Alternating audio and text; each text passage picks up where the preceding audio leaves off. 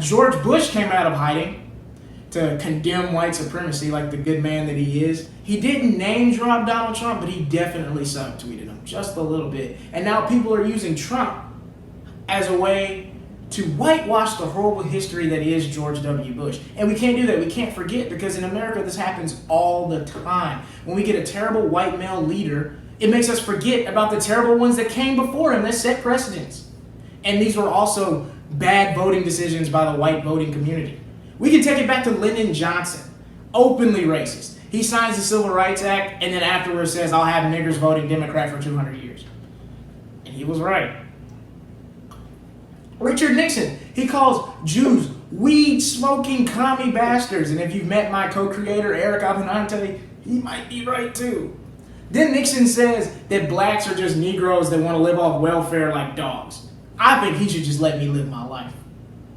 President Ronald Reagan, the great white hope, with his Reaganomics, or AKA trapping and selling drugs out the White House like El Chapo, he put more minorities in prison until your favorite president, Bill Clinton, with the 96 crime bill that put so many black and brown people in prison. Yeah, liberals, we got something for you too. You messed up. And this brings us all the way to 2000 to 2008. George W. Bush, the golden boy. George, he attacks white supremacy in the speech, but he acts like his policies didn't uphold white supremacy. George W. Bush's Patriot Act took more rights from Americans than a Donald Trump tweet ever has.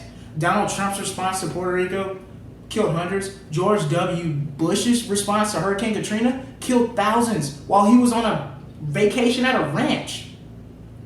And it's just like, blacks literally died while George W. Bush was on vacation at a ranch, sitting in a rocking chair, sipping tea. Remind you of something?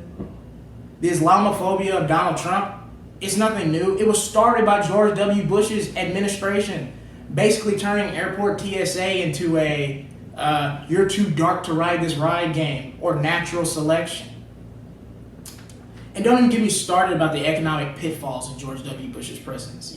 His last 6 months in office, we were losing 600,000 jobs a month. That's awful. That's terrible. And so I get it. Donald Trump is loud. He says racist things. He's orange.